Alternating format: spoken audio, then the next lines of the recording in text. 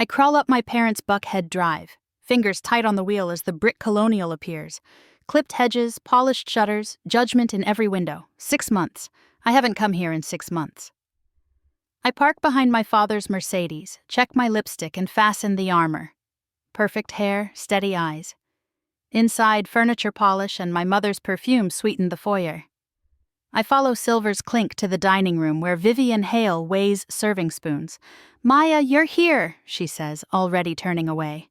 "Put out the water glasses. Your father's carving." Photos line the walnut sideboard. Graham at Harvard, Graham with a mayor, Graham glittering under confetti. One photo of me hides in a corner, cap slipping, half-cropped. Daniel Hale strides in with a carving knife and a broadcast voice. "Sunday brisket's almost ready." Graham arrives on cue, voice first. Tailored navy, weekend swagger.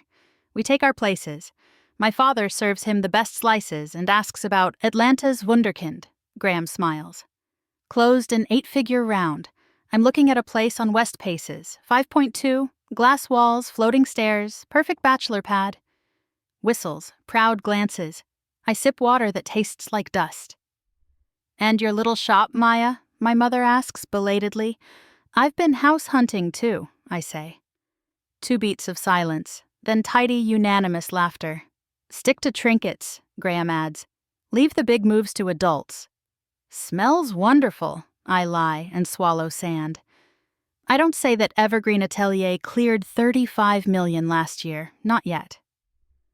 I leave with foil-wrapped pity, slide behind the wheel, and call Rowan. He wants that West Paces house. "And you?" he asks. "I do," I say, feeling the click of a lock. All of it. On Monday morning, Rowan Thornton stands at the windows of my downtown office, the city winking. Evergreen Atelier is white walls and lemon light, samples arrayed like arguments that win themselves. He taps a report. "Margins are obscene," he says. "You sure you want this to be about a house?" "It's about a sentence," I answer. "She can't. I'm deleting it." Amber from Design brings Milan swatches. I choose 3. Respect moves like air. No one pats me on the head. When she leaves, Rowan leans back. "Listings live," he says. 5.2. Agent is Mara Holbrook. She owes us for that charity gala. "Schedule a viewing," I say. "Offer through an LLC. No contingencies." We tour the place the next day.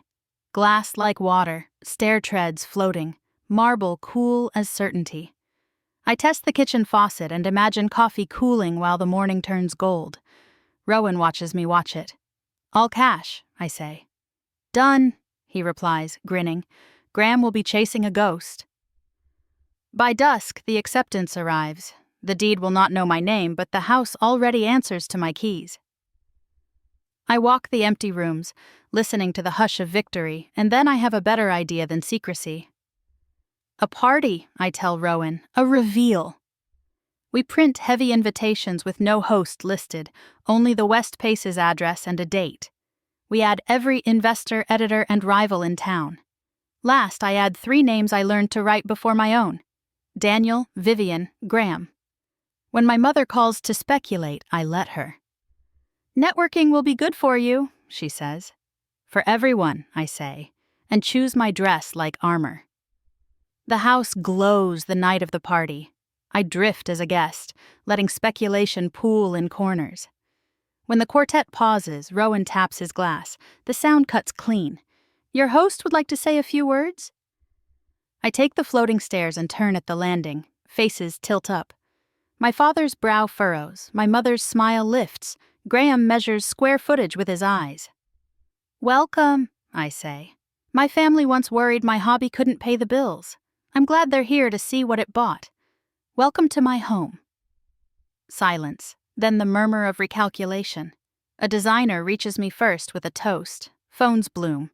My father intercepts me near the kitchen. "Maya," he says, "what an achievement. You should have told us." "You taught me not to," I answer. Graham arrives with bourbon on his breath. "Who financed you?" "I did." I wait. When he doesn't blink, I add, "You never asked." My mother touches a vase from our spring line. "These look like yours." They are. The party swells, contracts to sign, collaborations to discuss. For once I let praise land. Later, when guests thin and the doors hush, my family remains. Daniel clears his throat. We need advice, he says. We could use your help. I think of foil-wrapped pity, of laughter neat as napkins.